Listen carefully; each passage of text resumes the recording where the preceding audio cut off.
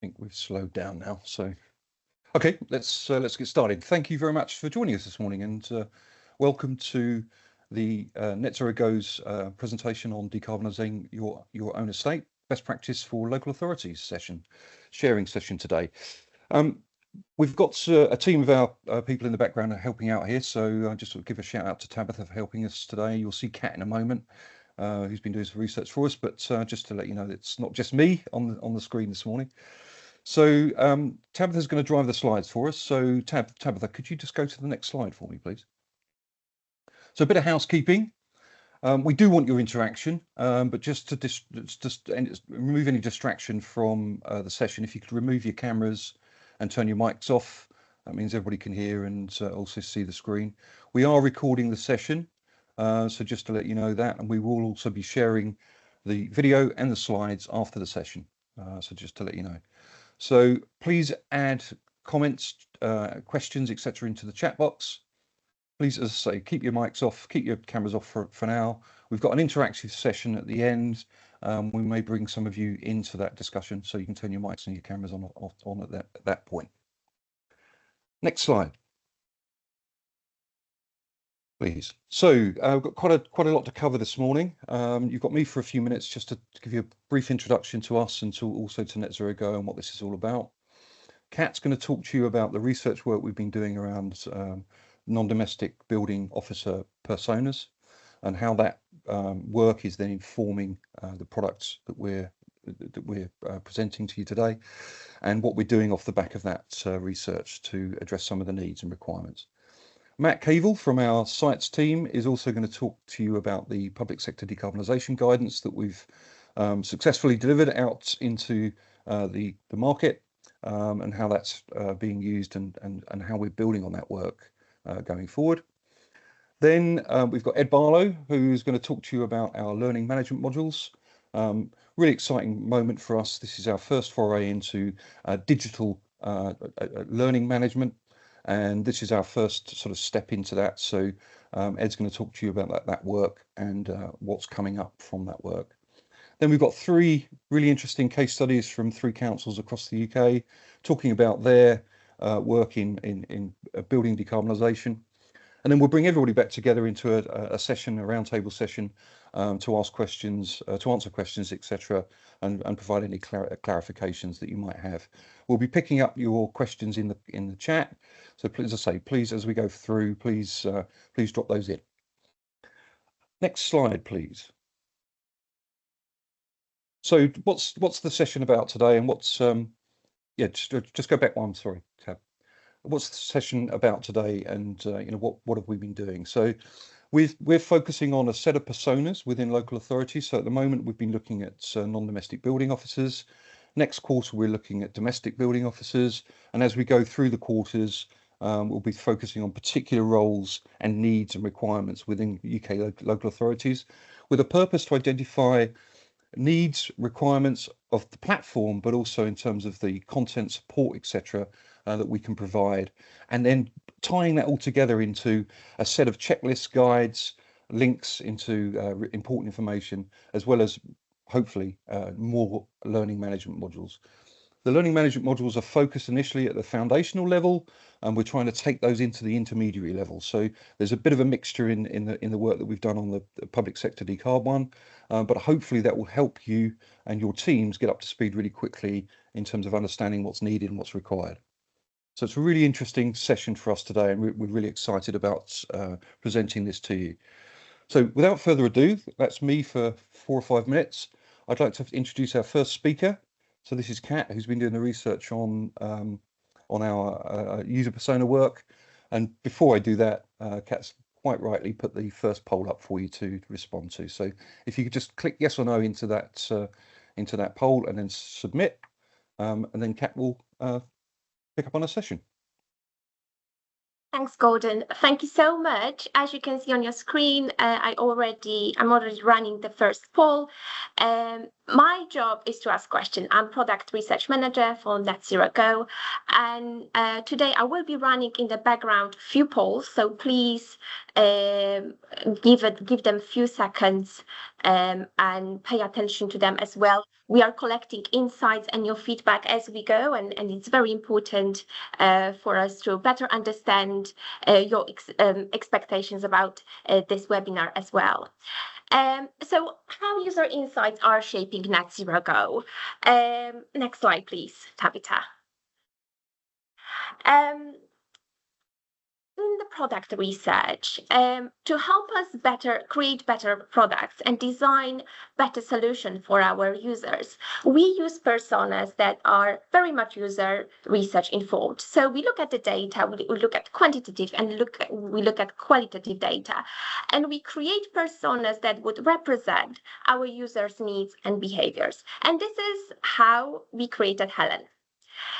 So Helen is energy project officer, generalist, if you like. She is quite early on in her career, quite young, but I do not want to associate this with age. It's more about the level of experience. So she's quite inexperienced in non-domestic building decarbonisation projects. I spoke to people who were Helen in the past, who are Helen, or who had been working with Helen or alongside her. And I collected insights through in-depth interviews and workshops. And what we learned informed the things we are now building on the platform. But just to give you a very brief introduction to Helen, who is she and what are her goals specifically in context of Net Zero Go? So when she's approaching platform like Net Zero Go, she has very clear goal. She wants to find information about the grant or application. She wants to build a business case. She wants to complete a specific task. She doesn't have time to leisurely float through the platform and explore. And that is because she is very stretched. So she doesn't have much time. And these are her pain points or challenges, if you like. She struggles to find time to develop viable energy projects. Her main challenge now is to very quickly learn benefits, risk, challenges about upcoming decarbonisation of own estate. So then she can advocate for her project in front of senior leadership. And that is quite challenging, especially if you think that Helen is quite early on in her career. She doesn't have the leverage in her organization, perhaps. She's not very well experienced, and managing stakeholder, that's one of her biggest challenge now. And because she is also approaching the projects that might be quite technical, she feels out of her depth. So there is a challenge again about her learning different technicalities and practicalities about heat pumps or equipment. When we are looking at UX needs, so user experience needs for Helen, she is quite tech savvy, and she critically evaluates resources that she finds online. She loves engaging in webinars and learning new tools, especially when they are incorporated in some kind of networking activities. And because she critically evaluates and assesses content that she finds online, we need to show, as Net Zero Go, we need to show our credibility. Knowledge and skills. She might be academically very well advanced when it comes to knowledge about climate change, climate emergency, but she doesn't have that practical knowledge on delivering decarbonisation projects, and that is her main challenge. Next slide, please. So what did we learn? These are very, very high level insights. The key takeaways that I took from the research is that foundational and practical knowledge about non-domestic building decarbonisation project, this is the key need for Helen. So learning, and the learning that's we need to provide in very accessible way, digestible way, bite-sized information. Then I also discovered a huge appetite for reference stories or case studies, if you like. It's not only about showing the success and showcasing the best practices. It's also about telling very candid, honest stories from previous projects, sharing learning lessons, or lessons where project didn't go as planned, and then how did you plan for contingency? And when it comes to reference stories, it was the stories that resonate the most are the stories from similar geographical area. And last but not least, networking and reaching out to peers. So Helen, maybe she's a lone working officer. She doesn't have her team. We don't know what kind of support she's got from her organization. This can vary depending on climate action organization maturity. So she needs to reach out and she needs to build her network as soon as possible. So then she understands better what is needed to deliver decarbonisation projects for her own estate. Next slide, please. So our actions, what did we do about it? Next slide, please. The job of product team is to turn those insights and stories we know about our users into tangible product features or content. And from the lessons we learned about Helen is that her main need is learning that has to be very accessible, bite-sized information, and we are developing at this point e-learning that is based upon providing key learning to energy project officer to enable them to develop decarbonisation of own estate. The learning modules are currently in development and local partnership is working on them. We will have later on presentation from Ed, giving you a little bit more details about how they look like. But this is our one of our biggest, newest content on the back of the user research. Next slide, please.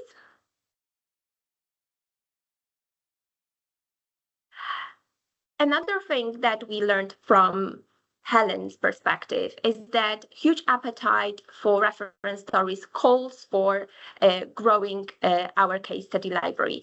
So case studies and also honest stories where the project didn't go as planned, and how did they plan for contingency, how did they rectify.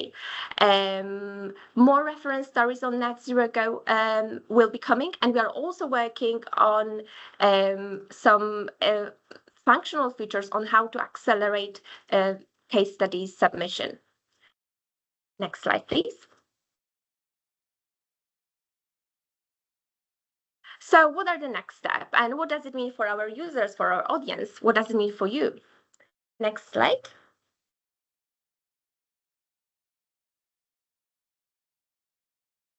The upcoming content and features based on ongoing user feedback.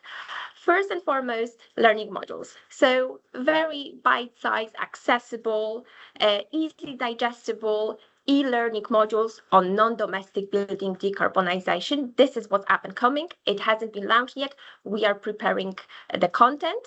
Then case studies and reference stories on non-domestic building decarbonisation. And we would love to divide them into geographical area. So when Helen or when our users are browsing through them, they can identify those from similar geographical region. And last but not least, in our product roadmap, we incorporated different customized features to address Helen's needs. And her main need is learning and reaching out to peers, reaching out to network, and building her understanding of successful decarbonisation projects. Next slide, please. And let me finish my brief presentation with a call for action. So we would love to engage you in testing of our e-learning modules. And what does it mean, testing? Testing just means that we will show you the prototype or things that hasn't been published yet. They are not quite ready yet. And we will look for honest feedback. I will run poll after Ed's presentation. Ed will show you a little bit more visuals on how e-learning may look like. And I encourage you to get involved. And if you would like to participate in user testing, just say yes, and then I will follow up with you. And that is all from me. Thank you so much. Thanks, Kat. Thank you very much. So what we wanted to do there was we just wanted to give you a bit of background in terms of the work we've been doing within Net Zero Go, to share that with you. And as Kat's just said, Ed's going to come on in a minute to tell you about the work we've been doing around the learning management modules. Net Zero Go isn't just about the content that we create. It's also about sharing content, best practice from other organisations and other parts of the Catapult. So what we'd like to do is draw in Matt now, just to talk to you about the work that our sites team are doing on public sector decarbonisation. Over to you, Matt. Thanks, Gordon. Yeah, nice to meet everyone. My name's Matt. I work within our sites team at ESC. So our team very much looks at the decarbonisation of sites. So think about large estates within the public sector, like university campuses, prisons, sites like that. We're very much interested in kind of supporting on their decarbonisation journey. Could we go to the next slide, please? And the next one, there we go, great. So today I'm just going to introduce our public sector decarbonisation guidance for those that haven't heard of it or have used it before now. So this guidance is free to access on our website. You don't need a login or anything to access it. It's a suite of around about 45 to 50 guides, toolkits, templates, anything you can kind of imagine with regards to planning decarbonisation of buildings or across your estate. We have set this out in 7 different themes. You can just see them on that laptop screen on the right there, running from the kind of start of your decarbonisation journey for developing a decarbonisation strategy, all the way through to seeking funding from programs like the Public Sector Decarbonisation Scheme or the Low Carbon Skills Fund, through to, once you've completed your project, monitoring and evaluating savings from any kind of interventions that you've done on your sites. We develop a lot of this guidance with our partners. So the program is funded by the Department for Energy Security and Net Zero, but we develop this with the support of the government property function. It also brings in partners from Salix Finance, who are a big funding administrator for grant funding in the public sector. Also the Net Zero Hubs help steer the kind of content development as well. As I said, it's got guides, calculators, toolkits. I'd really encourage you to have a look on the website and download some of the material. I'm sure you'll find something that would be helpful to your particular the particular stage you're at in your journey. It's based off our Modern Energy Partners program, which is the MEP bit there. So that was a big innovation program that looked at decarbonising some complex estates. So we've taken the learnings from that to inform a lot of this as well. Next slide, please. So as part of our work in maintaining this guidance, so it's in constant state of development. We ask for a lot of feedback from the sector. One of our recent surveys, this is the results from a survey that was carried out a few months ago, that you can see from the stats on the left-hand side there that the material is generally well received, and that users have found it very helpful to move them along their kind of decarbonisation journey. So if you're thinking now, well, is this guidance or toolkits helpful for me? If I draw your attention to the icon of the person on the right there, a lot of the kind of users of the guides and toolkits so far have found it useful if they've got a delivery level role. that they're looking to develop a net zero strategy for either a building or their estate, have challenges around identifying scope of projects or perhaps applying for external funding, prioritizing your skills and training for future resource, or looking at, so just to kind of say, we've got overview guides for each of those 7 stages. So while we've got lots of content across each of the 7 themes, there's main overview guides that give you a kind of précis of all the content from each of the 7 themes. So even if you have a small amount of time to look at this type of material, then those guides are probably the most helpful there. Could we go to the next slide, please? So in terms of some new resources that are being added to the website as we speak, we've got, so these are on our website. These were added in the last month or so. So there's a new toolkit to support the design of tender specifications for feasibility studies. So this is an Excel-based toolkit where you can select the type of feasibility study or design that you'd like to do, and the Excel toolkit spits out a specification that you can then use to inform part of your tender documents. We've got a new guide on working with senior decision makers to help you make the business case for projects internally. And then we every now and again do specific guides on things like specific technology. So we have a heat pump guide that's been uploaded to the website as well. Next slide, please. So planned resources, so these are the ones that are imminently going to be available on our website. So the first one is a heat networks guide. So this guide has been developed to support the upcoming phase 4 of the public sector decarbonisation scheme. For those that aren't familiar with that scheme, it's a multi-billion-pound grant funding scheme for funding the installation of capital projects to decarbonise heat in public sector buildings.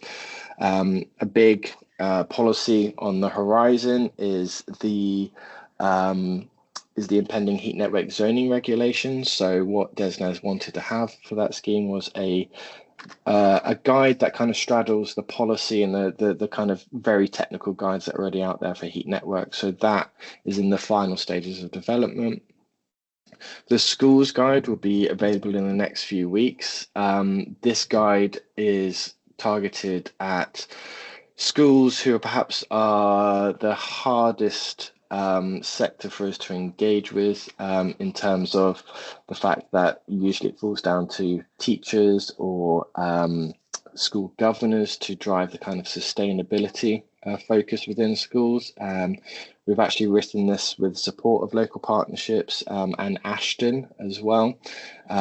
This guide has just been approved in the last hour or so by DESNZ, so this will be up on our website in the next couple of weeks.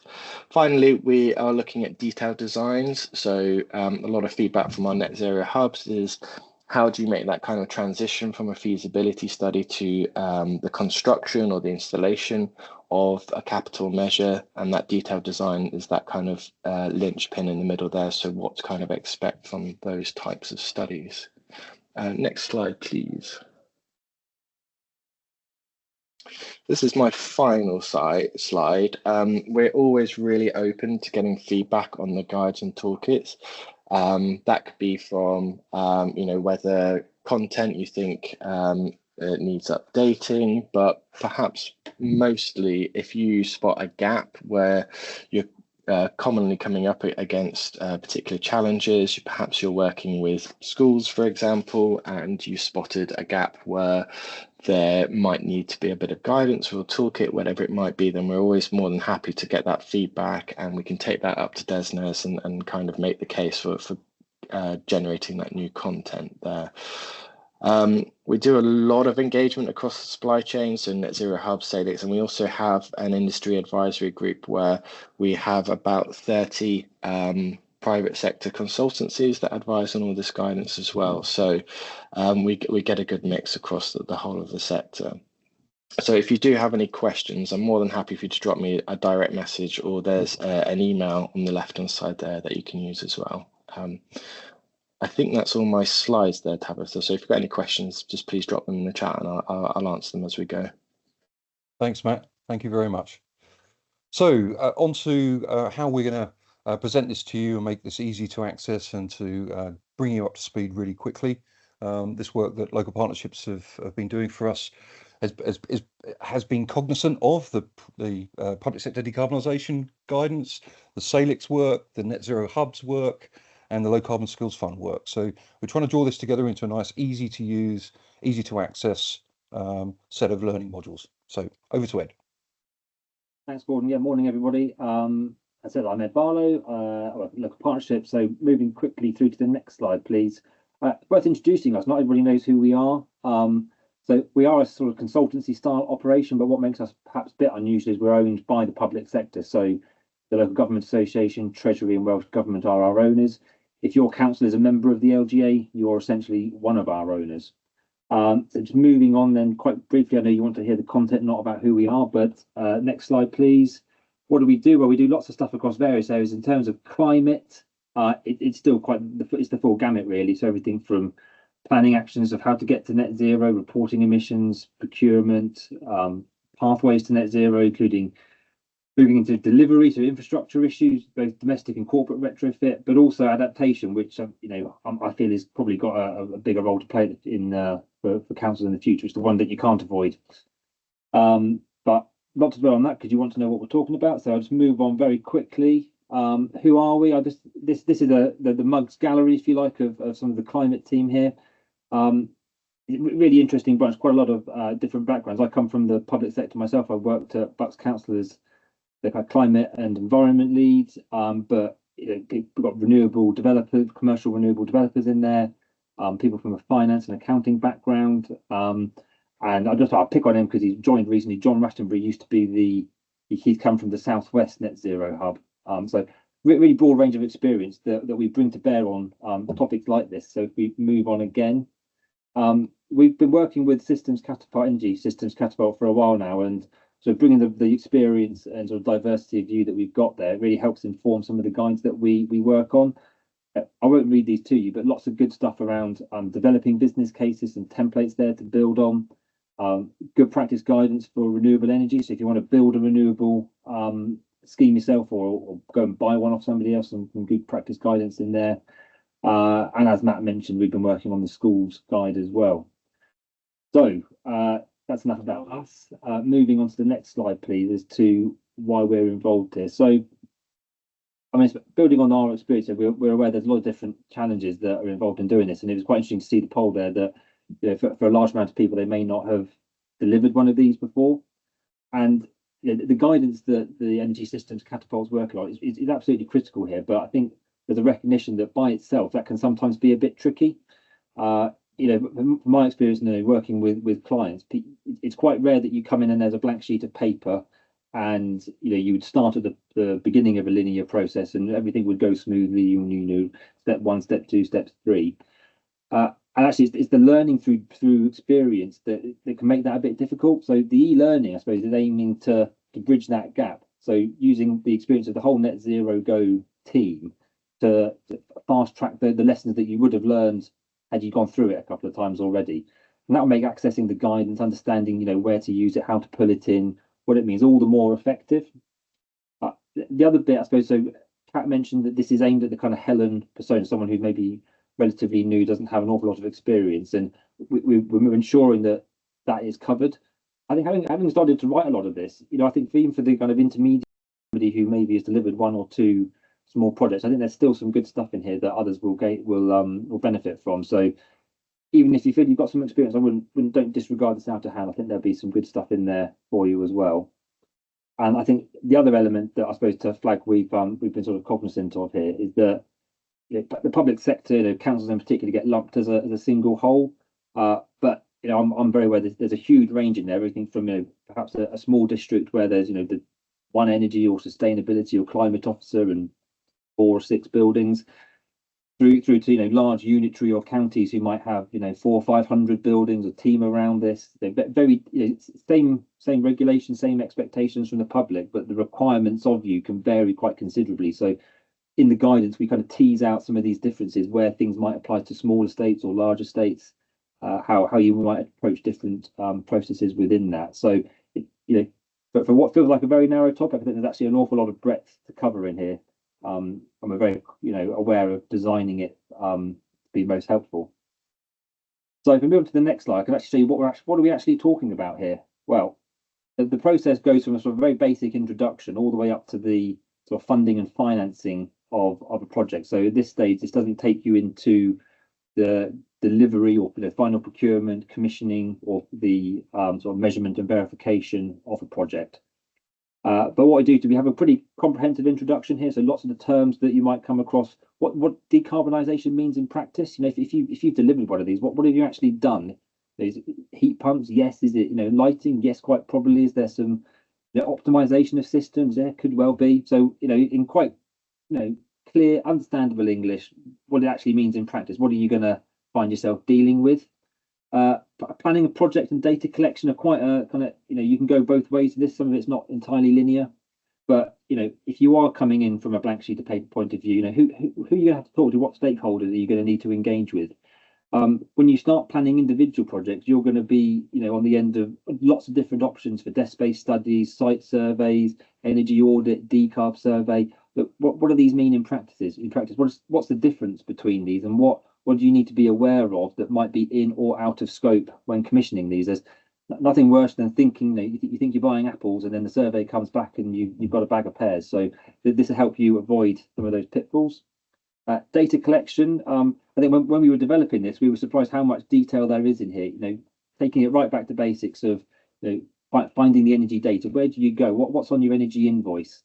Do you have an energy database? What might you be using that for? How to work with, or what to ask of your energy suppliers if you find some data gaps, and how to deal with data gaps. I think it's maybe a unspoken secret that everybody's got data gaps. I'll be very surprised if everybody here has complete data on all of their sites. I'll be very impressed if you do. So moving that through, you've got your data, you're going to review your portfolio and your states, and this is where we particularly get into the dynamic of small versus larger states, and how might they be approached differently? What kind of questions are you going to need to ask? And a personal kind of passion of mine is understanding the buildings that are in scope. What's their ownership or tenancy arrangements? Do you own and operate it, or do you lease it from somebody? Or actually, you might particularly where you've got outsourced services, and I pick on waste collection or leisure centres as the common ones, where the council owns the freehold, but actually there's both there's a contract and there might be a lease that complicate how you would deliver something on site. And it's quite a long way away from the technicalities of heat pumps and lighting, but it's really important detail to understand if you're going to be developing a set of projects that are going to come through to delivery. So again, working around. So lots of terms get sort of moved around between a strategy, a program, and a project. So what do some of these mean? Again, some of these, if you've got 4 or 5 sites, you might not need a particularly huge strategy here because you've got 5 sites and you're going to hit them one by one. But for large authorities with lots of buildings, how are you going to break down 400 or 500 buildings into a process that makes sense? So there's no one size fits all, but there's some guiding questions and some principles that we can sort of apply here to help structure that, to make sure we don't sort of get 12 months down the line and find out, if only we'd asked that up front, we wouldn't have included that building. And then lastly, funding and finance. Again, some key terms around here. If you're new to some of these areas, it can get a bit confusing dealing with OPEX and revenue and CAPEX and delivery costs and budget terms and things. So we introduce some of the basics, but one of the areas will be a bit of an intro to the public sector decarbonisation scheme. So one of the main decarbonisation grants in the UK at the moment, which take your bets in the next couple of weeks we might see launching. And I think that's a really good one to show that this is not replacing guidance. If you want to apply for PSDS, you're absolutely going to need to read, get a big coffee and read that back to front. But having a bit of an intro to it, understanding the terms you're going to read before you get into it, I think is really good investment of time and makes the most of what you then get out of it. I'm conscious of time, so we've got a couple of quick previews of how the content's going to look, and I think any moment now, if we move to the next slide, please, Kat will be putting a poll up. So This is how it looks. It's quite clean. It's going to be broken down into lots of bite-sized chunks. Coming back to this point of it not being linear, we want to make sure you can move in and around the content quite easily. But this content, the more people feedback on it, the better it gets. So, as it says, if you're interested in participating in user testing, do let us know. It's been developed by people with experience in delivering these projects, but ultimately it's the users' views that are really important in making sure that it fits the bill. Move on to the next slide. You have a few more visuals of what the content will look like. So again, trying using graphics to break things up, and there's small quizzes at the end of each section so that you can just check that things are settled in, that knowledge has been gained. And if not, then maybe that's a point to revisit some of the content. That is my last slide. I think there's just a thank you one at the end there. Well, I've noted it says this document's marked as confidential. This content is not confidential, just in case you were wondering. But thank you. Thanks, Ed, and we'll share the slides and the video recording after the session, so everybody can have that back to refer to. So as Kat and Ed have pointed out, the learning management modules are not ready right now. They are being finalised on the platform, and we're looking to obtain your insight, your input into those modules before we then fully release them. So if you're interested in helping us on those user acceptance testing, we'd like to understand how useful they are, how helpful they are, how valuable they are, but also have we pitched it at the right level? Is it really too foundational, or are we too into the intermediary? So that's the real sort of insight that we want to garner from that work. So thanks to all the speakers so far. We've now got a set of case study presentations from 3 councils, and basically these guys are going to tell you about what they've done, their approaches, some of the pitfalls and challenges they faced. So could I ask John Sharp to join us? Good morning, John. Morning, Gordon. Morning, everybody. Right, thank you very much. My name is John Sharp. I'm the Energy Team Manager for Bradford Metropolitan District Council. I've been around the low carbon, renewable energy and environmental sector for about over 20 years. I've done major sector studies for the government and all kinds of different local and regional authorities. I've also run business support programs focused on this sector. So I've worked with over 600 companies. I've got some wonderful technologies. And I've also designed, manufactured and installed air source heat pumps for some rather large blue chip companies as well. So I've got quite a varied background. Apart from showing you that I'm very old, there is a reason for this. It actually goes to with the fact that people are at the heart of everything we do. Next slide, please. Okay, so I'm going to go through the approach and some of the actions and impacts that we've got. Next slide, please. Bradford has under our control. We have over 150 main buildings. We influence about 200 schools. We've got hundreds of sports pavilions, small buildings and pieces of land. We've got a wide variety of building types, and we have a high level of listed and thermally inefficient buildings. Next slide, please. Of which these are some of the listed buildings with the wonderful City Hall. We've got Cartwright Hall and the Alhambra Theatre, and then we have that monstrosity down in the bottom right-hand corner, which is a listed building, and it's an example of 1970s British brutalist architecture. But we can't use it because it's absolutely condemned. Next building, please. Sorry, next slide, please. Got a stack of sports and leisure facilities. Next slide. And we have a wide range of different types of offices, depots and care homes under our control. Next slide, please.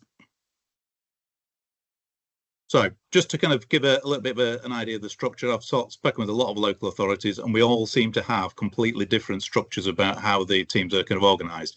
The energy team is part of the Built Environment Department, which is part of the Department of Corporate Resources. The Built Environment Department, we have a high number of engineers, electricians, architects, surveyors, etc. And that gives me really good access to a strong, pragmatic and practical team around it. I've got a couple of energy management officers, a couple of carbon reduction officers, and we've got the utilities team are fully embedded in our team. We've also got sustainability, housing. What that gives me is an incredibly strong, practical team. and access to data. And thank you to Edward for kind of teeing that one up in terms of data is really important. Yes, it is. We've got an awful lot of it. Next slide, please.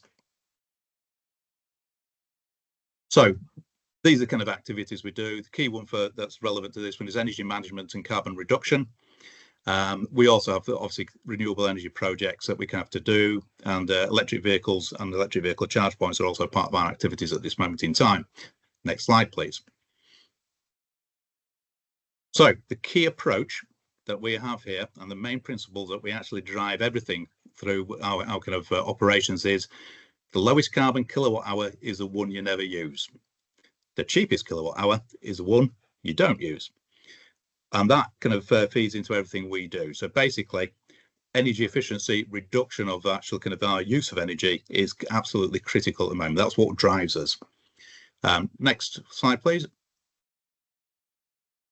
So the approach that we kind of have here, and we have some quite strong plans. So we have a heating plan, which sets the criteria for the temperature within each building.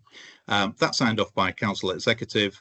And that means that basically, people can't go and set the temperatures to what they want. We can control it as what it needs to be.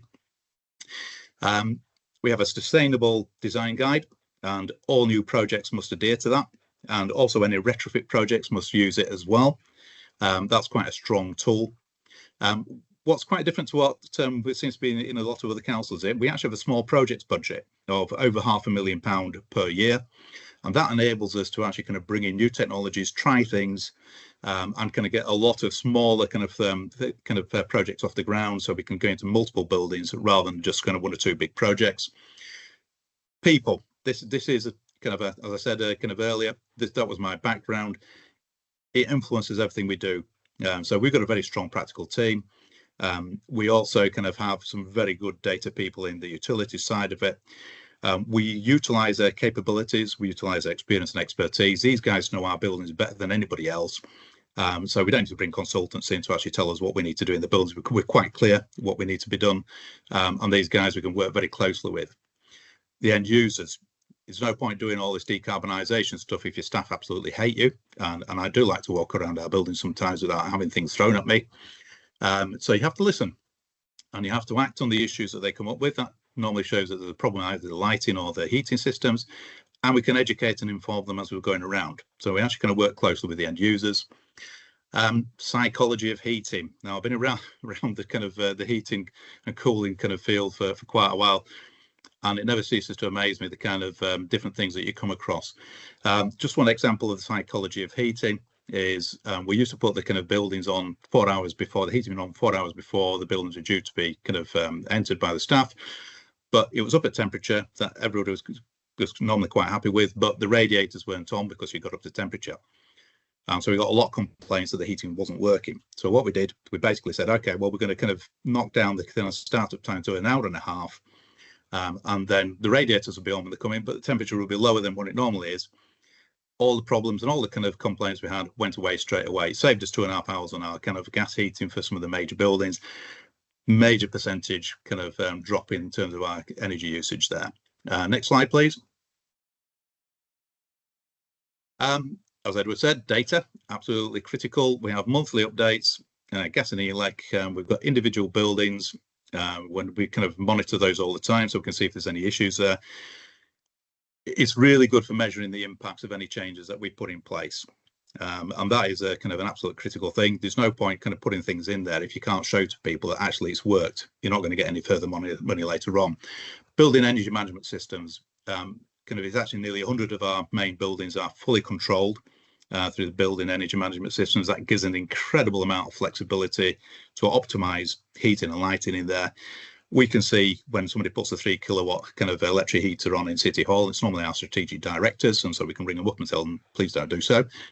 But it also means that we can also replicate and measure the impacts of potential solutions. So we did that whilst we were looking at a district heat network. That saved us an awful lot of time and effort and money through consultants. Next slide, please. We work very closely, and this is where the working with over 600 companies comes in. We're very happy to work with companies. If you've got a solution, we're more than happy to see if we can test and trial it. We're also open to our staff bringing in potential solutions. What we're really looking for in Bradford, and it's a typical Yorkshire thing, is that we're looking for low cost, high impact solutions that can be rolled out across the estate. And what we're looking for is value for money. We're not just looking for 1 or 2 major projects, which look really good in the papers. We're looking to kind of get 150 buildings dealt with and to drop down the energy usage and all of those. And we have to be prepared to make mistakes. There are things that we try that maybe don't come across kind of particularly well. We have to be prepared to do that, and we're quite happy to do that. And that's where that kind of £500,000 a year budget comes in quite handy. Next slide, please. Now then, because this is always a good one. At school and college, if you copied what other people did, it was called plagiarism. Once you get into the public sector and the kind of the adult world, it's called best practice. So we're really happy to plagiarize other people's kind of approaches on this one. So internally, we find out from our teams what has been tried in the past. We'll build on the success. If it worked in the past, it's likely to work again. If it didn't work, we have to find out why it hasn't done so. Can it be rectified? And if not, we move on. Externally, we have regular communications with the councils. We're currently in conversations with about 15 other councils. We work with public sector organisations, trade bodies, etc. What we found very useful for us actually has been the Association of Public Sector Excellence Energy kind of guys, and their dinners and the kind of presentations there are very good, very similar to what you're seeing here, but a lot more of them. And it enables us to kind of speak with our peers and to kind of find out what's been going on in places like Sandwell, Leeds, kind of Merseyside, kind of Scotland. There's a lot of things that we've kind of picked up around that, and you can spend all day, you know, kind of 365 days a year, kind of going to all these kind of events. But it's only useful if we actually do something with the knowledge. So when we pick up something that we think is good, we tend to run with it quite quickly and give it a try. Next slide, please. Impacts of this is obviously we've got optimized heating and lighting plans for each building. We've brought in a load of new sensors, so kind of which do movement, heat and noise, which have saved us 40% in some of our sports hall. We've got selective lighting controls for sports pitches, dropped it by 30 to 50%. We've used a radiator additive. Now, this is something we work really closely with a company up in the northeast of England. We're getting between 10 to 30% reduction in gas usage on our heating, in wet heating systems. It's been an incredible product that has enabled us to flex everything that we do. Obviously, things like smart electric motors, we've been kind of got some good results out of that. And obviously, all the LED stuff, we've got some really interesting kind of controllable stuff there. Next slide, please. Over the last 2 years, we reduced gas usage by 13%. We've actually increased the number of buildings we've got in Bradford on our kind of estate, but we've reduced the gas usage by 13%. Next slide, please. And we've also managed to reduce electricity usage by 11%. Next slide. Our carbon emissions reductions are actually on kind of above target. So we're actually kind of, we're up kind of on target to hit net zero carbon by 2038 for the council. Next slide, please. Challenges. Now, anybody in the public sector will kind of understand a lot of this stuff. Public sector processes, having come from the private sector, going into the processes. Yeah, that was interesting. IT, procurement, legal, planning, all kind of things that are not there to kind of help us. They're kind of put these projects in place. You have to work your way through them. There has been a siloed approach within the councils, but we're kind of breaking that down at the moment. Getting early comprehensive engagement on projects. That's getting your senior kind of directors on board with it. That's something we learned from one of the other local councils about techniques to do that. This will probably kind of resonate with a few people. Lack of joined up thinking with strategies and plans linking to your net zero carbon by whatever date. What's your plan to do that? Not having much of those. Poorly designed and delivered projects. If you ever hear the word value engineering, stop them there and then.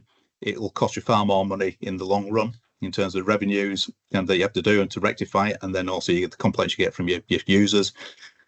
Budgets, obviously, everyone's got the same kind of budgets. We've got a major deficit in Bradford on that one, but we're working our way around it. Funding applications. It was nice to see the stuff about PSDS. On that one, we've been spectacularly rubbish at kind of funding applications in the past, but we've learned from other councils and we've learned from other people, and our last 2 applications have been successful. And then obviously the lack of sharing knowledge and best practice. We have some incredibly experienced people around and some really good people in other councils, but trying to share that knowledge and best practice is really quite challenging at times. You have to, there's not enough hours in the day sometimes. Next slide. So what have we got next? We're going to continue doing what we're doing. So we're going to roll it out through 150 buildings. We're going to continue deploying the building management systems. We've got a couple of new interesting things, kind of Vortex kit. This is one of our young up and coming companies. He's 80 years old. Nice piece of kit, and we're getting that into some of our smaller buildings. We reckon that'll save us 30% again on the bills. Microfiltration systems for pools. That's a new one for us. We'll be doing that. We've got some solar PV. We're looking at a couple of solar farms on some of our waste sites. And we're also rolling it out across our state. We're in the final stages of evaluation on a district heat network. So we're within a couple of months of a go decision, probably on that one. That's been an interesting process. High Bradford is an advanced fuel facility. So it's something where we've got hydrogen coming in. I think it's the first in the country where we've got a combination of different things coming in there. And we are trying to kind of get a coordinated states and energy strategy plan with the council sorted. Yeah, that's something that's very necessary. But actually not being done by somebody from outside, but using the people we've got within the council to actually do that. Next slide. So that's pretty much me done. Can't ask me to say what would I have done differently when I started in the role. I think the one thing I would have done definitely is fought harder to get our staff paid better, because actually they've been incredibly good. They've kind of saved the council a huge amount of money, a couple of million off our utilities bills in the last couple of years. Your staff are the most important thing there. If you've got good people, fight to kind of get them rewarded and kind of keep them. That's what we're trying to do at the moment. I think it's you can get all the technologies you want, but if you haven't got the staff to actually deliver these things, it ain't going to happen. So thank you very much. If you do want to contact us at any stage, we're always happy to talk to anybody. Thanks, John. Thank you very much. Great presentation. Really, really positive messages coming out there.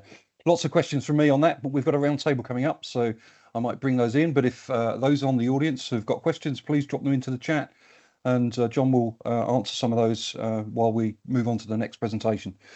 So could I ask Mahdi Choudhury to join us from Cheshire? Hi, Mahdi. Go for it. Hi, good morning, all. Right. Thank you for having me. So I'm Mahdi Choudhury. I'm the Corporate Energy Manager for Cheshire East Council. I've been with Cheshire East for 2 years. Before that, I was at Manchester University in an energy management role. I've been in energy management for the best part of 25 years, mainly serving the public sector. Okay, moving on to the first slide. Okay, so Cheshire East Council, following the climate emergency that was declared, decarbonisation was made a priority. Cheshire East Council had a carbon neutral action plan commissioned with recommendations on how we can get to net zero. Our target was 2025 initially, but in the last year that's changed to 2027 because of the financial dire straits we find ourselves in, and I'm sure other councils are in a similar position. So yes, our target is to reach net zero by 2027 for our operational estate. There is a borough-wide target for 2045, which is 5 years earlier than the national target, which is quite an ambitious target. But today I'm going to focus on the operational estate. So yes, the carbon footprint around 15,400 tonnes for our operational estate. Okay, moving on to projects. Okay. So there's a number of projects, building specific projects. There's the insetting projects, and then there's the offsetting. So on the insetting, we've got a solar farm that's under construction, due to be commissioned later on in the next month or two. It's a 4 megawatt solar farm in Leighton Grange. There's nature-based insetting activities taking place. That's your tree planting, as well as peat restoration, peat management, that kind of thing. We've also got electrification of fleet that we're also working on. So yeah, focusing on the building specific projects. Sorry, if we can go back one slide. If we can go back one slide, wonderful, thank you. So yeah, just focusing on the building specific projects. As you can see, there's a photograph there of a solar PV installation. That's at one of our multi-storey car parks in Mansfield. It's the Jordan Gate. It's just shy of 200 kilowatts. That was completed almost a year ago. However, it's yet to be commissioned, and the downside to that is we're still having difficulty with the DNO works to be completed, which I will come on to shortly. Okay, so projects, right, PSDS grant. Okay, so we as a council have been very fortunate in securing more than £60 million of grant funding from PSDS. And that's PSDS 1, 2, 3A, 3B, and 3C. So yeah, lots of projects. 1 and 2 was focused on LED lighting upgrade and solar PV installations. Altogether 19 in total, ranging from leisure centres, day centres, libraries, yeah, and yeah, also installation upgrades as well. 3A, 3B, and 3C are focused more on the air source heat pump installation works, and we're currently on project number 15 on the air source heat pumps, which I will come on to shortly. Okay, in fact, before I move on, so the main two energy sources are grid electricity and natural gas. Now, as you'll know, grid electricity, the carbon intensity of the grid per unit has fallen more than a half over the last 10-15 years. And that's as a result of renewables coming online, coal being pushed offline. So as a result, it's almost par with gas per unit. So it's almost like a free ride to net zero. However, it's not going to get you to net zero in time, depending on what your target is. Natural gas is a challenge. Obviously, you cannot decarbonise it. It's methane. There has been talks of blended gas and hydrogen, but that's not coming to fruition. It's certainly not available in the network, so it's not an option for us to consider right now. So what can we do? It's a challenge. Most of our gas use is in space heating and domestic hot water provisions. So electrification offers a route. If we can move on to the next slide, please. Okay, so a saviour, air source heat pumps. Okay, what are they? Well, basically, it's what it says on the tin. It provides heat and it sources the heat from air. The unique thing about air source heat pumps is that it's got the heat amplification characteristic. It's basically a vapor compression refrigeration circuit. It's no different from your refrigerator, freezer, air conditioning system. It's the same principle. It's basically old technology, in my view, repurposed for space heating. That's all it is. So there is this COP, what we refer to, the coefficient of performance, which is a measure of the heat output for the electricity input. So for every unit of electricity that goes into driving these pumps, you're producing the equivalent of like 2.5 units of heat, which you would otherwise use 3 units of gas in order to produce. So what you're doing is for every unit of electricity, you're displacing 3 units of gas. And because the carbon intensity per unit are almost the same, that's a 2/3 reduction in CO2 emissions. And that is what's driving our decarbonisation of heat programme.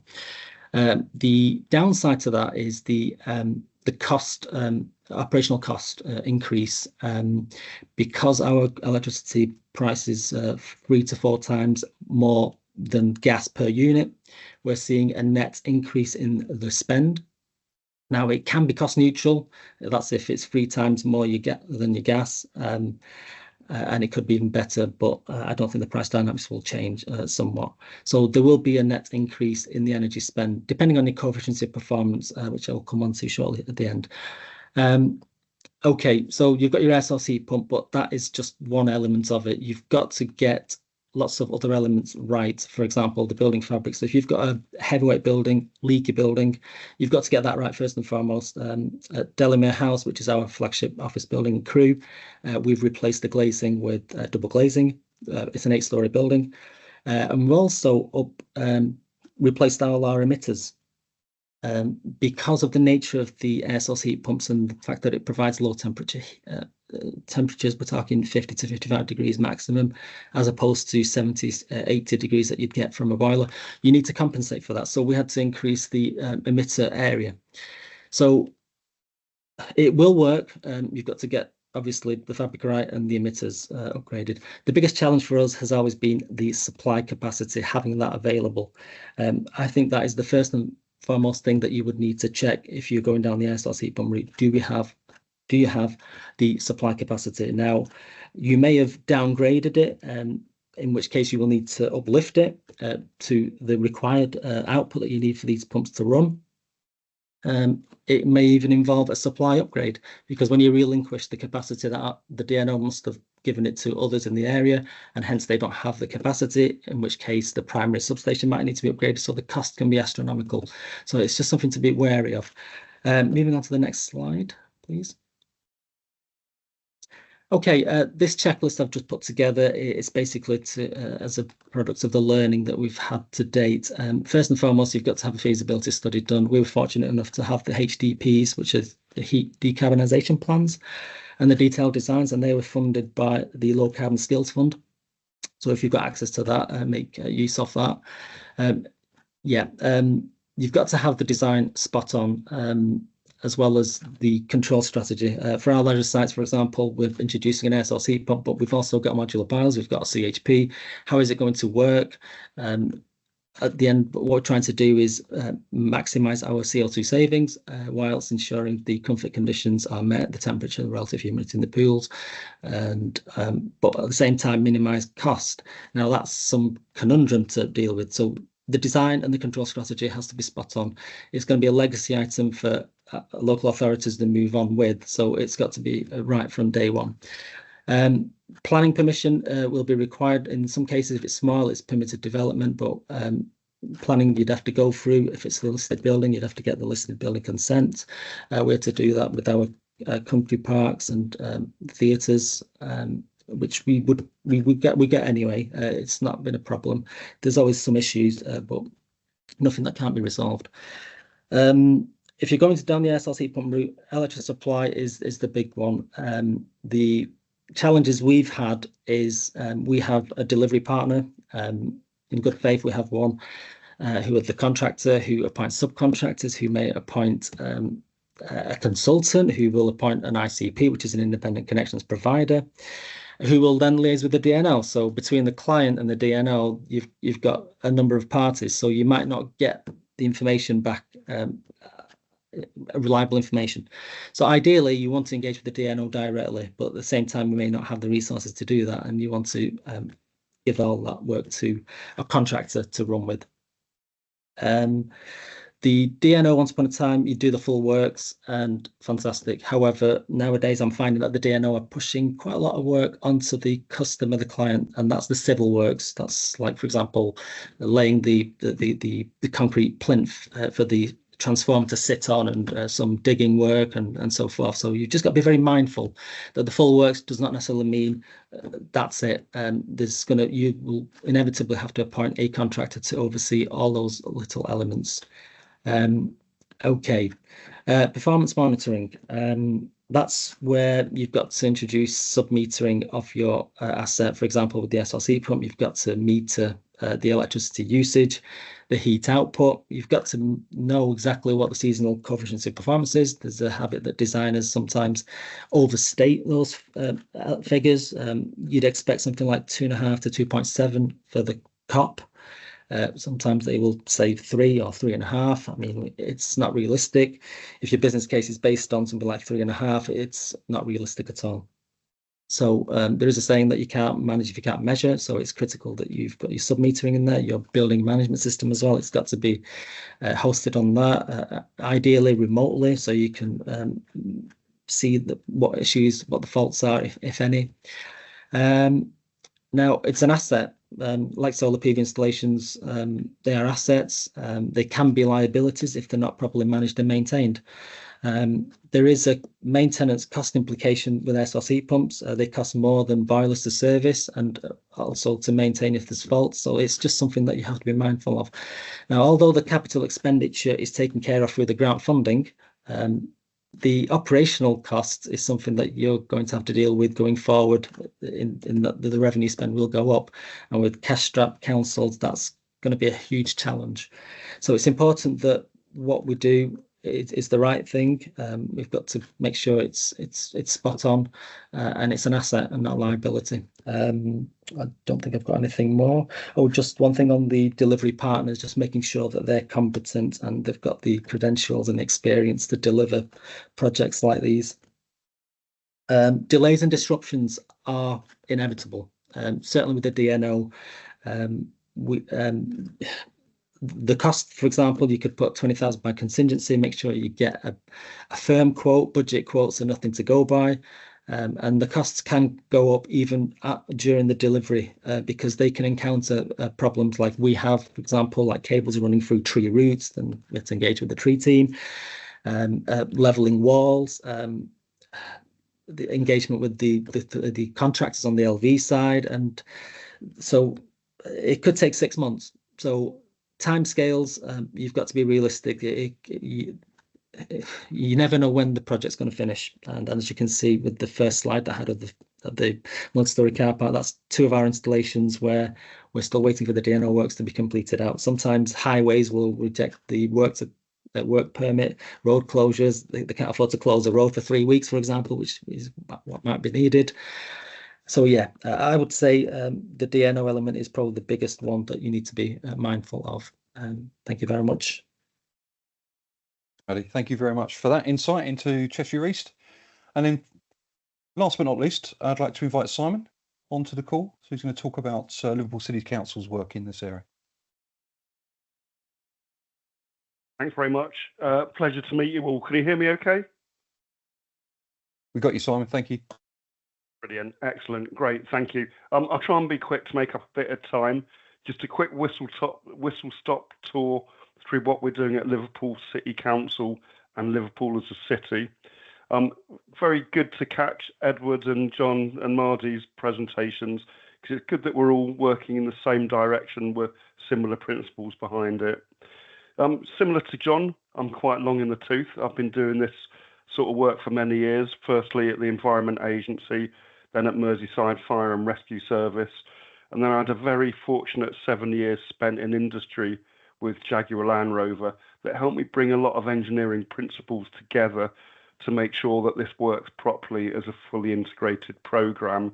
And I've been in post at Liverpool City Council 2 years. I've got quite a lot that sits on my shoulders. I'm responsible for decarbonising Liverpool Council's property stock.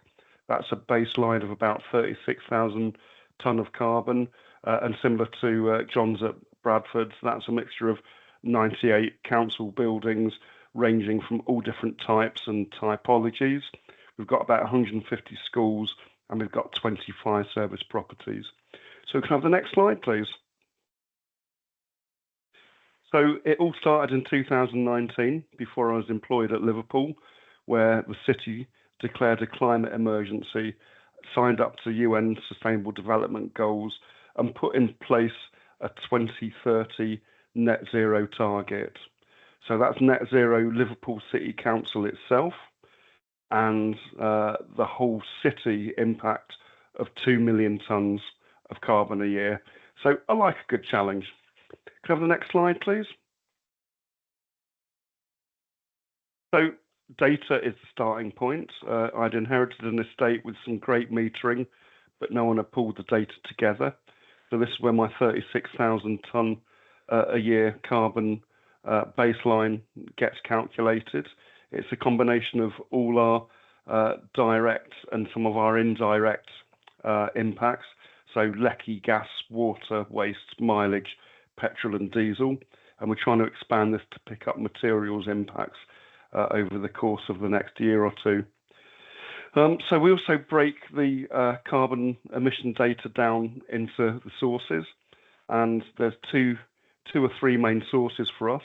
We've got children and young people services, so we've got 150 schools that use an awful lot of electricity and gas. It's the electricity and gas that's the most predominant source of the emissions, and so that's what we've got our sights on removing. But also, to a lesser extent, we've got mileage, petrol and diesel as well. So we're going to have vehicle electrification and conversion projects going on through that. So we like to take a systematic approach an engineering-based approach to reducing carbon. Can I have the next slide, please? And for me, that starts with surveys. It's getting all of our work down on a page in one big spreadsheet so we can work out what we're going to do first and how we're going to get everything done by 2030. So this is quite expensive. I've managed to liberate an internal fund of about £1 million this year, the bulk of which is going to be spent on the estate heat decarbonisation plans. We've not got very good experience of working with the low carbon skills fund reports because we've had quite a low quality of consultants who shy away from heritage buildings and the more difficult places. So we're going to be investing in this ourselves to make sure we get the right outcomes and the right answers. Hand in hand with that, we're going to have some deeper studies going on at our leisure centres because it's about integrating the heating, the ventilation, the energy generation potential of the sites that really makes this work. And this is going hand in hand with our work to plan citywide district heat networks, which we're doing under the Realising Net Zero Liverpool project with RUK and Department for Energy Security. And then we're also got some work going on under the Advanced Zoning Plan, sponsored directly by DESNES as well. So we're making a bit of progress there. The whole idea is not just the heating and ventilation of the sites, it's the lighting and it's the solar PV opportunity. And what we find is when we wrap all the business cases up together for one site, we get a much more favourable outcome and a much greater chance of getting a business case that works for the site. So if I can have the next slide, please. So firstly, we put this stuff into a programme and we work out when we can do it and what that reduction is because we've got good building data. So what you're seeing is our net zero plan on a single page for our 36,000 tonne of baseline. Very similar to what Mahdi and John have been doing.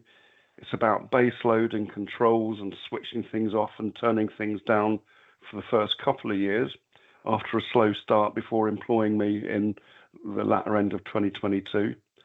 And then it's the specific building decarbonisation projects, the fleet decarbonisation, the schools and fire service, and lastly, finishing with my favourite pet subject, how the hell do you decarbonise crematoria?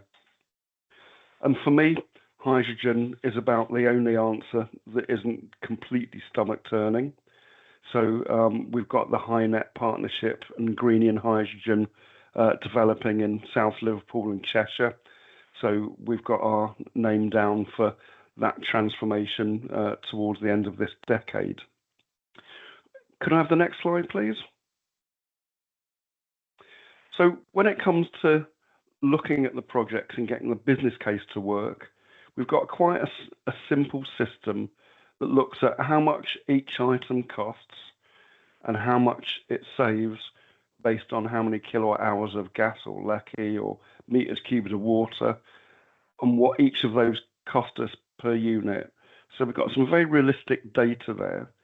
And where possible, when we get the heat decarbonisation plans, we also have supplier surveys and to generate accurate quotes for what these things cost us. So Milstead's Special Educational Needs School was one of the more successful low carbon skills funds plans we've had done.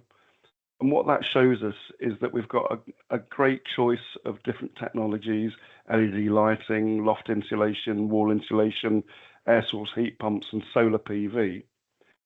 Now, some of these have got very quick paybacks. So LED lighting and solar PV pays back in 1 to 2 years.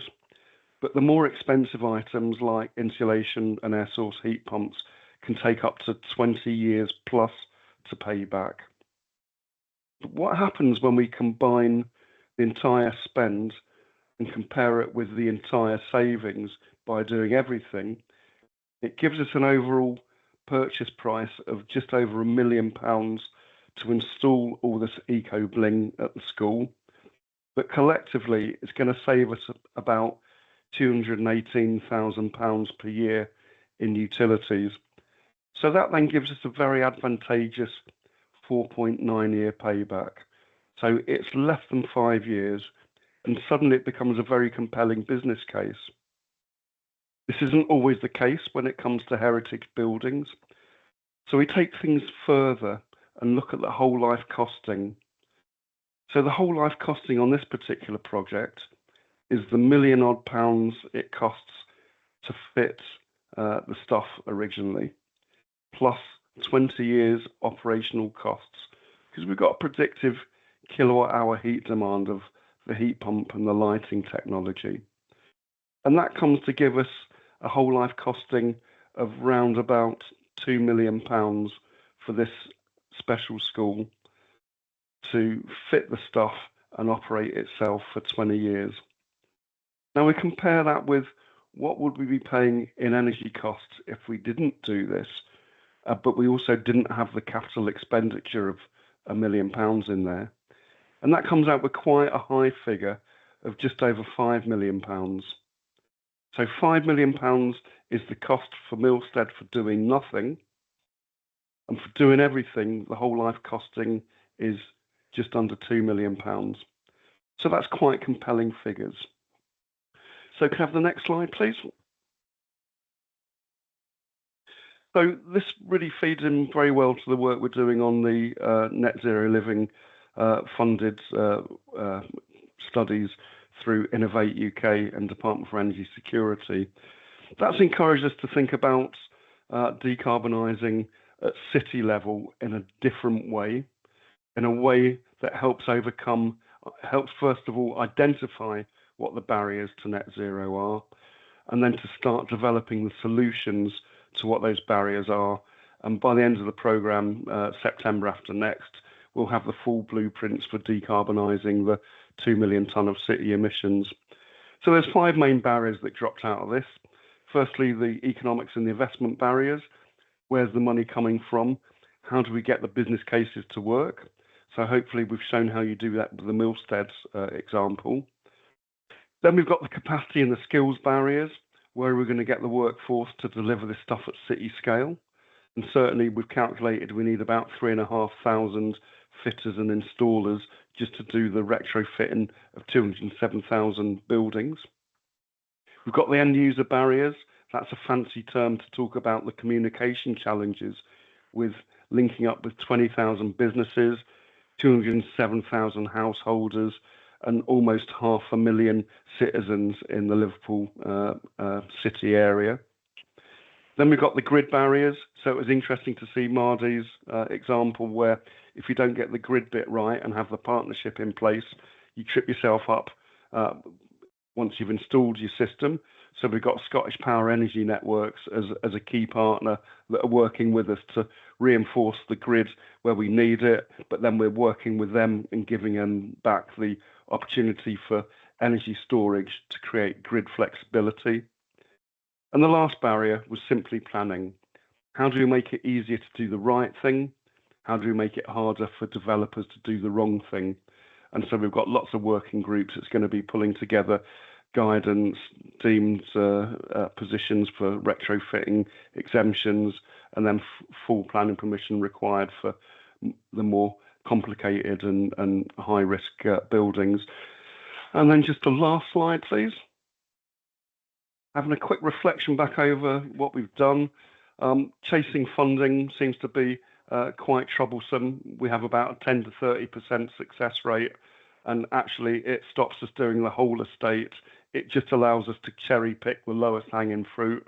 And as you've seen, to integrate the business cases per site and then to combine the site means you get the right answers that support what we're doing. Very much agree with John that value engineering is the enemy of net zero. It's not considering whole life costing, and that's really the big problem. If you skimp on the install, then you certainly pay the price through the 20 years or so of operation of this kit. And then it's about engaging the right stakeholders early on. So the combined authority, the grid partners, the potential investment partners, and that sort of thing. So in terms of what we do different next time, well, actually, the lessons learned is the lessons learned from my last 20, 25, 30 years in this industry. So we do strategic integrated business cases. We do whole life costing. We do have regular stakeholder engagement and proper collaboration.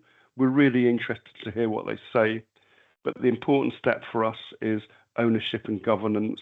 And that has to be right at the top of any organisation. Any of you that operate environmental management systems will know that top management is the key to getting all this stuff to work and to get all the right priorities. So thank you very much for listening. Thank you very much, Simon, for that comprehensive view from Liverpool. Thank you very much. You were absolutely right. We've got about 9 minutes left for the session. So what I'd like to do is just invite the speakers back in to the session. We've got one question Rihanna's just raised in the chat, so maybe let's start with that one. And if others have got questions, either put your hand up or put them into the chat and we'll try and address them. So I think Rihanna pointed at you, John, I think, and Mari. I don't know if you've had a chance to read it, unless Rihanna would like to come on. Rihanna, would you like to come on? Yeah, hi. I can just speak because sorry, it's a huge a huge message. I'm from the Northwest Net Zero Hub, and we're just wondering because you both mentioned the Low Carbon Skills Fund, and I think Mari, you also mentioned the PSDS and that you've applied in the past.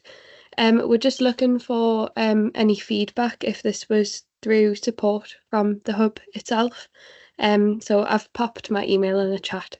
So anyone else on the call as well, Northwest Base, if you can please provide me with any feedback, that would be really, really useful. So yeah, thanks. Okay, so not quite a question, it's an offline sort of response to that, but if you can get to that, that'd be great. And I think David's got his hand up. Yeah, Dave Archer, why don't you come on? Yeah, hello. I'm the energy manager at Bournemouth Uni. Just want to say, obviously, Mahdi, John, Simon, presentations very good and pretty much relate to pretty much everything you said in all of them, which I found very interesting, with successes and challenges. But to be honest, my main question is probably aimed towards, was it Matt Caville, when he was talking about the tool? There was a lot of discussion in there around a lot of hidden costs that are very tricky to calculate for, like I think Maddie said, when you're doing new transformers, you suddenly have to cover the costs of all the trench work, the civil works, and then once you're at design, taking into account client risk fees that are added on. Now all of a sudden this could add tens if not hundreds of thousands of pounds suddenly onto your project, and really challenges your feedback in that. I'm just wondering from Matt's side, does his tool, when he's looking at the calculating, sort of take in a factor of those sort of unknowns that can actually have a significant impact once you've actually got that approval? There's nothing worse than having to go back to your board or whatever, and having to ask for some more money because it hadn't been quite, there's these costs that you hadn't quite calculated for. Yeah, so I've got a two-pronged response to that one. So the toolkit on the procurement specifications outlines the kind of typical cost you'd expect a consultant to break down the project cost into. So that's not only the capital equipment, but any costs associated with upgrades required to the network, design fees, consultancy fees. It kind of breaks it down by that level, but it doesn't give you an indication of the kind of scale or value of what those costs might be. And so the second part to my answer is that we are writing a research piece at the moment that will be run through our PSDG suite, which is looking at the costs of decarbonisation from the kind of start to the finish. So that's including everything from doing a heat decarbonisation plan all the way through to delivering a capital programme. And what we're looking at is what are the kind of benchmark costs for the kind of like complete breakdown of what you'd typically expect at each stage of a project. So I don't have an answer for you now in terms of what you might expect and what you kind of need to account for but that's something that we've recognised, and we're going to start hopefully developing some benchmark costs to help give people a little bit of a steer about what to expect as they kind of move along each stage. Thanks, Matt. I think Simon wants to come in, and I think someone else has got their hand up as well. Yeah, thanks. Yeah, what we tend to find is by having Scottish Power Energy Networks as one of our main project partners, we hope to avoid some of the hidden pitfalls of what some of the network costs are going to be, some of the biggest surprises to any energy project. What Scottish Power Energy Networks are doing with their net zero planning is looking for partners like us that's going to tell them where this stuff's going to go, and then they can work with us with a long time scale to actually make their system more resilient, so putting more copper in the ground. What we're also offering is through 207,000 batteries, 2 million solar panels, heat network, thermal stores, and that sort of thing. We're designing in all the elements that allow us to give them flexibility so they're not having to reinforce that network. So it's of mutual benefit. So not only do we find that they apply for funding on our behalf to put in new substations, but we're also got the potential to generate flexibility payments by offering that ability to reduce the demand on their network when the sun's shining and the wind's blowing and all the renewables are flying out. Thank you very much for those responses. We've got one more hand up. So who was that? Sorry, Leo, is it? Leo Hughes, do you want to come on? Hello there, Leo Hughes from Wakefield Council. Just picking up on the presentations there, Mahdi in Cheshire illustrated that the installation of air source heat pumps over gas is likely to increase the running costs, and then Simon in Liverpool was showing a saving. Is there a view, can a saving be made on the running costs following the installation of air source heat pumps over gas? I'm quite happy to come back in on that. Sorry. What we find is that by doing air source heat pumps in isolation, it's a bit of a curse, especially with heritage buildings. So it needs to be done hand in hand with the fabric. So the fabric first approach, insulation and air tightness, that should reduce the demand. If we can increase the insulation up to passive house type levels, we don't even need to heat the building. We just need a source of hot water. But it gets more and more difficult when you get into the heritage buildings. So this is why we're also looking at district heat networks as the potential to provide cheap and affordable heat, much in the same way that John's doing in Bradford, because you have to keep feeding it to these buildings so they can keep losing it to the atmosphere whilst retaining their Victorian splendour. I see. So fabric first is the key. Yeah, obviously the fabric first minimise the infiltration losses to minimise your heat loss, because obviously these air source heat pumps, they run at a much lower temperature than you would expect. Boilers provide much more higher temperatures, obviously. So at the depths of winter, that's going to be the real challenge. It'll show whether your fabric approach has been right or not. But just going back to the cost, I think it's inevitable. It depends on what your coefficient of performance will be from your pumps. If they underperform, then the cost will go up because you're having to use more electricity to produce the kind of heat that you would otherwise have got from your gas boilers. But our price dynamics at the moment is something like 4 times that of gas. So if we pay 28 pence per unit for electric, we're paying something like 7 pence for gas. Yeah, there will be a net increase in the spend inevitably. Yeah, unless 4 or 5 times. It varies throughout the country. Unless it's 3 times more, then it's cost neutral. Yeah. But yeah, it depends on your coefficient of performance. But yeah, you've got to get the fabric right. I'm finding that we do have hybrid air source heat pump boiler installations, and we're finding that the air source heat pumps only run around the autumn and the springtime, but at the depths of winter, it just can't cope with just having to run the boilers because, yeah, despite our best efforts on the fabric, we've obviously not done enough, or we need to do more on the upgrading of the emitters.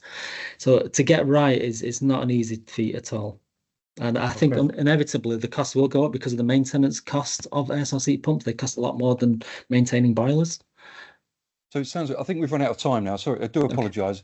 It's great. We started getting some interaction right at the end of the session, so I do apologise for that. But there's some questions in the chat around team size, team structure, the environmental green book. Simon, if you're going to share your business case, please share that with us as well. We love a bit of plagiarism, as John pointed out, and that's what it's all about. And there's also a question in there on funding, but it does sound like there's probably an additional session here to start looking at performance of these sort of types of interventions, and particularly around data as well. So maybe we'll follow up with you, and maybe we can put something else together on that. But thank you very much to all the speakers. Please show your appreciation by reacting in the chat. But thank you very much for everybody for joining us, and we look forward to coming back to you on the next session, particularly around the learning management modules.